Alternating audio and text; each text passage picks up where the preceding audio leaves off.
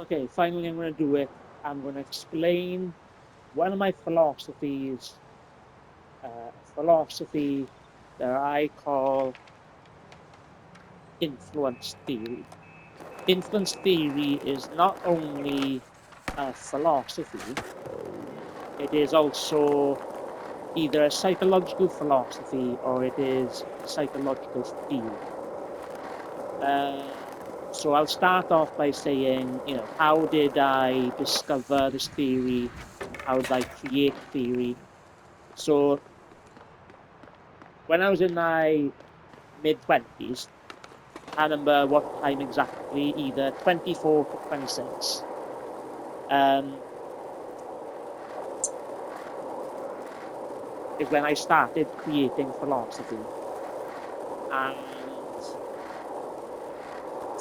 what I used to do is what I now call answering the questions philosophy, where you basically just give yourself philosophical questions and then you think about them till you answer them. Right? So I created influence theory by giving myself a question. And the question I gave myself was, why do people do bad things? So just by thinking about that question and trying to answer it, I basically created a theory called influence theory. What is influence theory about?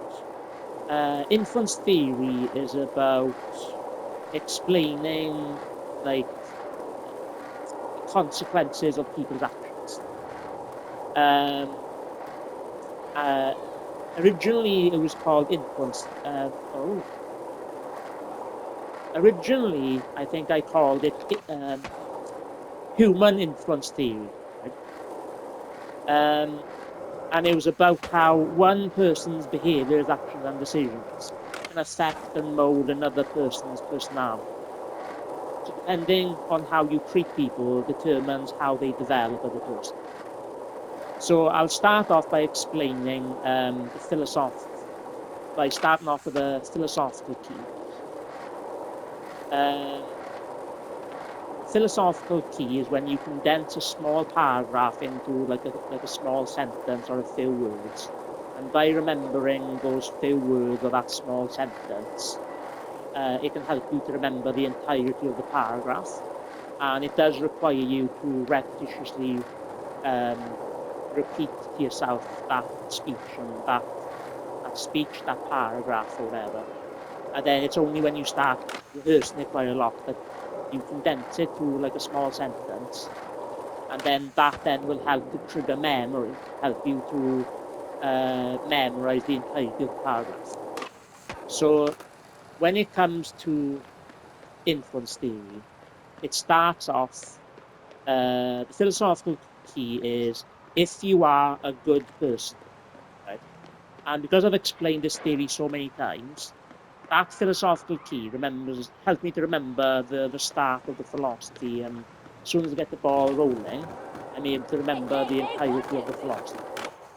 So if you are a good person, it's because you've had predominantly positive influences in your life, influencing you to be a good person.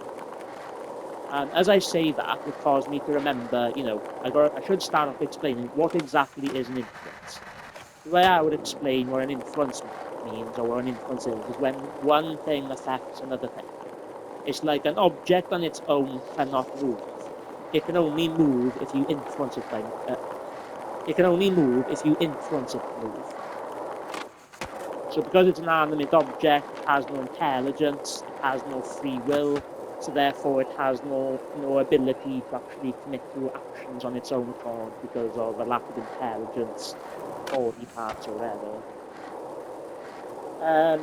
So, like I said earlier, human influence theory is about how one person's behaviors, actions,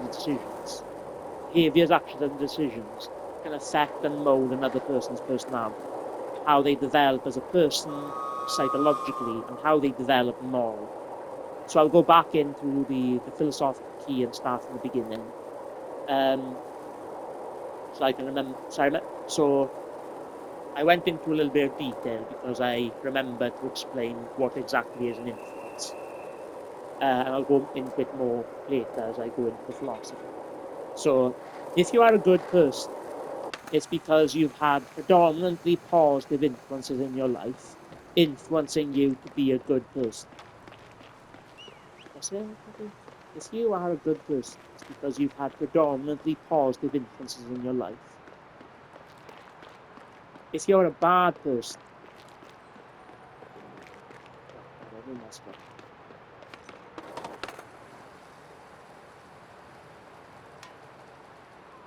if you are a good person, it's because you've had predominantly positive influences in your life, influencing you to be a good person.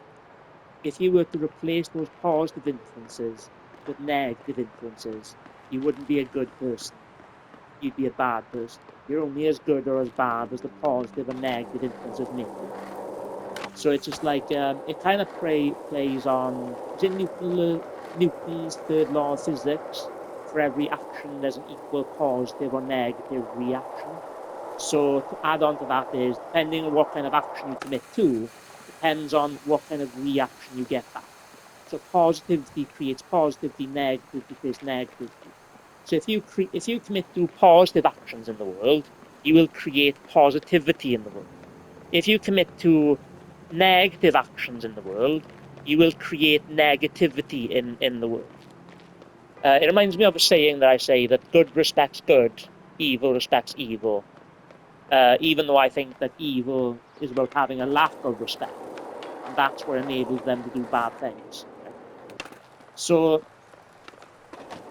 a good person is a good person down to positive influences. A bad person is a bad person down to negative influences. And it's a matter of the majority of the influences through the course of your life determines whether you're good or bad. So one of the things that you do in influence theory is you class different human behaviors into either positive or negative. Like friendship is a positive. Um, Friendship is a positive. Bullying is a negative. Um, Social interaction is a positive, or positive social interaction is a positive. Whoa. Negative social interaction is a negative.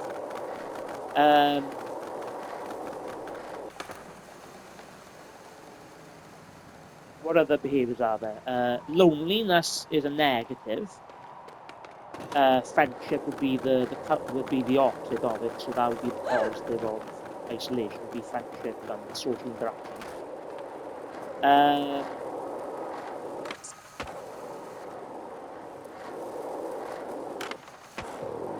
Because it is unprepared, I should come up with a list of different positive and negative behaviors. Maybe I'll remember more as I explain more philosophy. Okay, let me go through things I have to explain. There's a thing that I call 5 and 5. What else is there? There's the rules of influence theory. So right then, 5 and 5. So on my hand, I've got, so right then, with both my hands, I'm putting them out in front of me. And the thumbs are facing outwards. So if you have, for instance, 3 positive influences and 1 negative influences, then those 3 positive are stronger than that one. If you have 1 positive and 1 negative, they actually they negate the effects of the other. So if you have a negative influences, but then you have a positive influence, that positive influence negates the effects of the negative influences.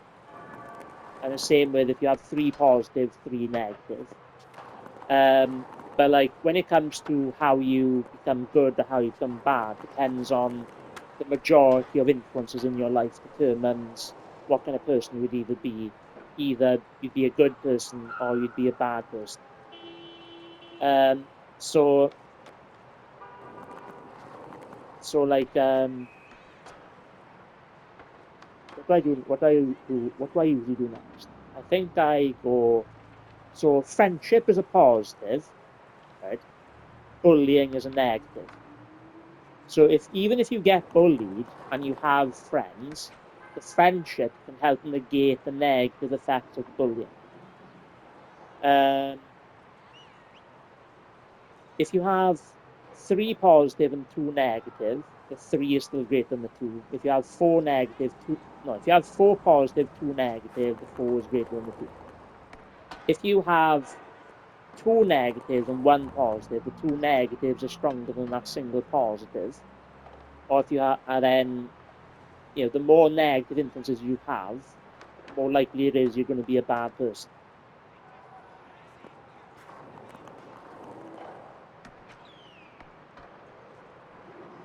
Okay, what I've decided to do, this is going to be version 1 of me explaining influence theory, because I'm explaining it kind of badly and I made some mistakes. See, there's a diagram I need to explain. So, influence theory is about, human influence theory is about how one person's behaviors, actions, and decisions can affect and mold another person's personality. So, depending on how you treat people depends on how they develop as a person. The diagram that I was about to explain is, because my drawing it would be rubbish, I would draw like a stick figure representing a human being, and then you'd have arrows pointing outwards from that person. And the arrows represent your actions and your decisions and your behaviors. And then what you do is you get two diagrams of two people, and they both have, so right there. So each stick figure, each picture of a person with influences going outwards, both pictures have the arrows going outwards. So when you come in the fin, if you when you become in the when you come in the vicinity of another person, what happens is the arrows from say you go outwards into the other person, and then the arrows from the other person goes into you. So depending on what decisions you make around other people determines on how that person gets affected. So if you want people to be good people, you have to treat them in a positive way. But if you treat people in a negative way, you potentially influence them to be a bad person. And whenever anybody appears around other people, every person's like outwards arrows representing influences affect everyone around every person on the planet.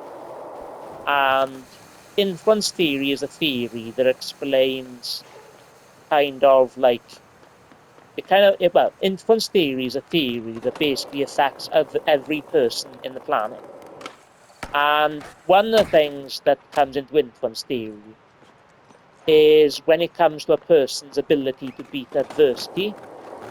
And if one person is more resilient and able to overcome adversity better than another, it's because they have had more positive influences in their life, influencing them to be a stronger and more resilient person. Where a person that's had more negativity would have less resiliency and would be more susceptible to negative influences. The rules of influence theory is the younger you are, the more influenced you are by other people's behaviors, actions, and decisions. And the older you get, the less affected you become by another person's behaviors, actions, and decisions. But influence is always a factor. It's just that it tends to be the influences tend to be stronger when you're younger. The other rule is that the most influential people in any person's life is their family. Your mother and your father, and your brothers and sisters, because they are around you at the most crucial time in your life where it's the most easiest to learn. And because it's easiest to learn when you're younger, that's what enables you to be more influenced. And under influence theory, you learn to walk you learn and talk because you're influenced by your parents and people around you. So what it is that this might go against some scientific census, and it would be a matter of it's a combination of both nature and nurture. And when it comes to the word nature and nurture, nature represents what you inherently are from birth. Nurture means how you are influenced and how you develop and how you've been developed from external factors. So in influence theory, would suggest that you learn to walk and talk by imitating your parents, and that's how you learn to walk and talk. Another fact of influence theory is that we are all born from an influence, and as we go through life, we are always affected by influence. And another thing as well is that influences are more powerful than choices, because the influences can manipulate your choices, and your influences can manipulate and direct your choices that you can end up making. Might have messed up a little bit, but I think you get the idea. When it comes to becoming older, becoming less influenced, it's because you become more set in your ways when you're older. And then it just becomes, you can still be influenced, you can still learn and change. It's just that it gets harder. And that's where it comes from, where like people say that people don't change. And that's because they're talking about being an adult and it being harder to be influenced when you're an adult. But you're still affected by influence either way. One of the things I explained the stick figure, explained 5 and 5 a little bit. Shall I go into the depression application applied onto influence theory, which is, in a sense, it's a new theory, but it's still a part of the original influence theory. So that's why it's called the depression application. But it should be called influence theory applied onto depression. But I like saying the depression application applied onto influence theory because it sounds catchier, and that's the name that I called it. So in the depression application, it brings in the concept of resiliency. And I learned more about resiliency when I was 29, which would be like 5 years or 4 years later when I originally created influence theory. And if I looked at my phone, I'd probably be able to tell you the origin of thought, the experience that inspired the creation of the philosophy. So I'd probably be able to look it up on my phone, and that would take too long. So I'm going to carry on recording the video. I can't remember what I just said, so I'm just going to carry on explaining influence theory. Depression application applied onto influence theory. So I'll start off by explaining how did I develop this theory. And the funny thing about this story, it kind of shows how I can create philosophy whether I'm fully awake or whether I'm half asleep. And I created the original idea for the depression application when I was like half asleep. So I'll tell you this, what I call biography philosophy or biophilosophy, where you mix a life story in with a philosophy. And I'll explain the origin of thought to how I created this depression application. So I was half asleep in the morning, and I was just trying to go back to sleep. But my brain with my OCPD was just thinking, and I just couldn't stop thinking, and I was just still half asleep and get back to sleep. And I can't remember whether I went back to sleep and I woke up later, or whether I just eventually woke up. But my brain, my automatic thinking gave me the thought, what if every negative thing you've ever experienced through the course of your life, what if all that negativity builds and builds as you go through life? So the depression application basically explains why some people get depression and why other people don't get depression. So you'd have two examples. You'd have the top example would be a perfect example, And the bottom example would be an imperfect example. And this is going to be hard to explain with a visual representation, so I'm going to explain it verbally. So you'd have two lines. You have a resiliency line and you have a negativity line. And then, so on the top example, the bottom line would be the negativity line. The top line would be the resiliency line. And the higher the resiliency line, slower the negativity line builds up. So the perfect example would consist of these factors when they're born and when by the time they're a teenager. So they would be like being highly intelligent, being sociable, being confident, being popular, um, never being bullied, not having mental illness, not having learning difficulties, not having any genetic defects, not losing family members, what other things? Usually I have a lot more to go into when it comes to the top example of factors that create a high resiliency line.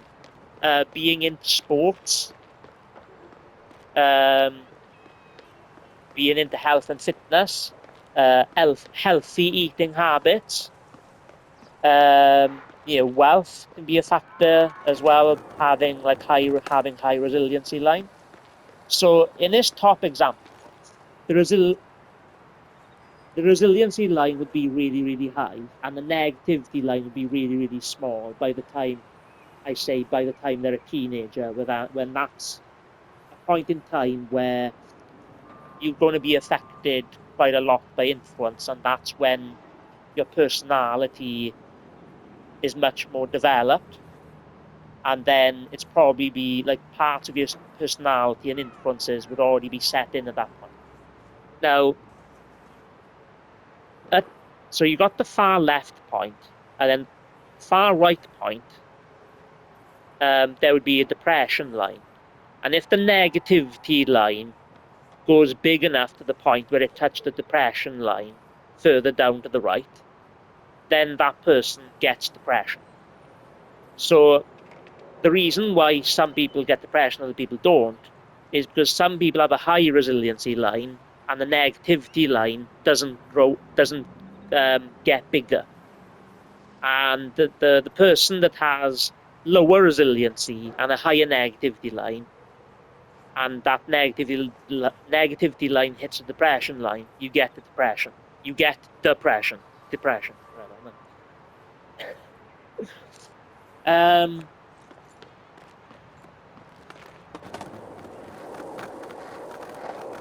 So what would be in the bottom example?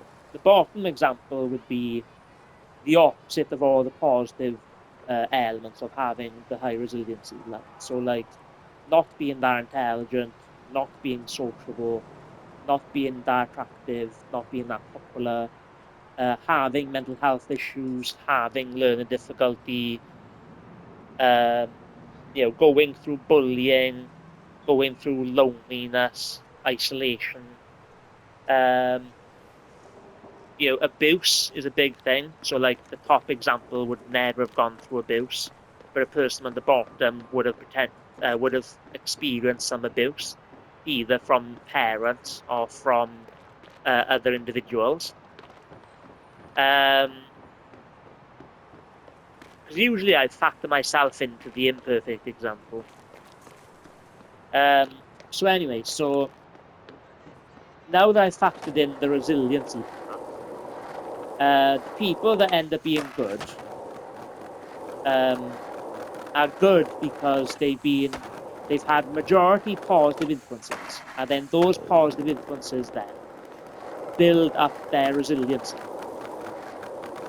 Oh, that's what I forgot to explain. So in the bottom example, the reason why I bring myself into it is because by the time I was 14, I already went through like some sort of depression. So what that would mean then is that I had a very, very low resiliency line because I have mental health issues. I wasn't that sociable. I wasn't that confident. I wasn't considered to be that attractive in school. And then because of that, and I'd been through bullying and stuff like that. My parents went through a divorce. That counts as a negative influence as well. So by the time I was 14, and having like really bad loneliness, I basically got depression, and that's because my resiliency line was really, really low. And by the time I was 14, the negativity line reached the point of hitting that depression line, so I had depression. So that would explain why some people get depression, other people don't. It's a matter of having either higher resiliency or lower resiliency, and then the higher or lower resiliency determines how fast your negativity line builds and stuff like that. So if you never go through enough negative influences in your life to hit that depression line, you never get depression. And yes, I keep on going, depression. So right, to be a good person, you'd have to have the positive influences, and having majority positive influences in your life influence you to be a good person because like by having a higher resiliency line, the negativity line is much smaller because that high resiliency line gives you the ability to overcome diversity, overcome hardships. So therefore, you'd be less likely to become a bad person. An example of that influence theory is correct and is true is that one of the things I did eventually look up is if you go through abuse earlier on in life, it increases the likelihood that you become abusive later on in life. See if I said that correctly. If you go through abuse early on in life, the higher potential there is for you to become abusive later on in life. And the reason why people commit to like bullying, for instance, could be because they're going through something negative in their personal life, whether it be positive, whether it be, sorry, so whether it be poverty, whether it be abuse, whether it would be, your mother or father being drug addicts or alcohol addicts, and stuff like that. And then it's a thing called transference, which is when you transfer hidden feelings on your inside, and then you project or you transfer those feelings onto someone else. So bullies become bullies because they transfer the negativity they feel from bullying, the frustration, the powerlessness, and they end up transferring those feelings onto other people. So they transfer their frustrations that they feel towards their parents, for instance, from the abuse that they felt, and they transfer it on to someone that they seem vulnerable enough that they can exploit to make themselves feel better in order to overcome that negativity. But because negativity creates negativity, what can happen is sometimes the person that they bully could end up bullying other people as well. The reason why influence theory is important is because the reason why influence theory is important because it teaches people the consequences of your actions. And obviously, it's better that you put as much positive influences in the world as much as possible. Instead of ridiculing and mocking someone, instead befriend someone. Instead of being isolated for too long or being isolated too much, be more sociable, go out more, socialize more. Now, mental illness can lower the ability to be sociable and things like that.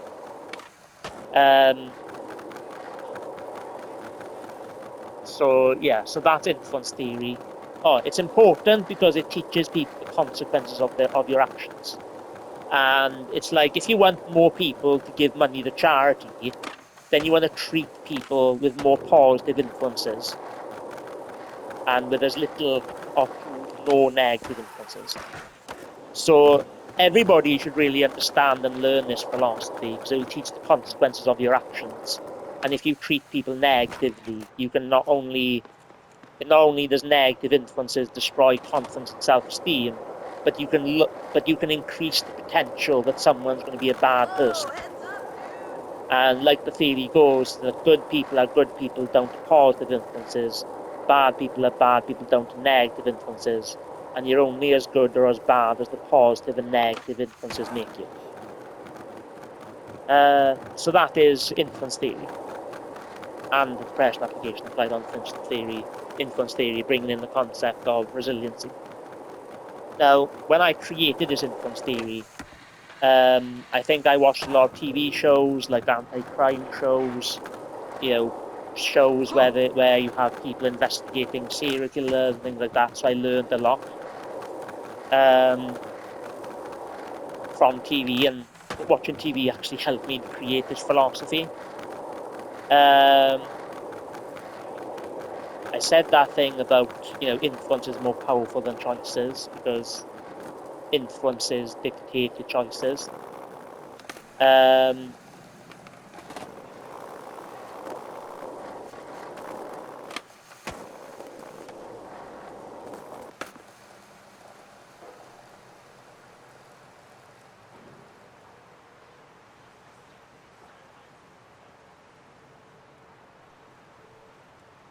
trying to think of other parts of influence theory.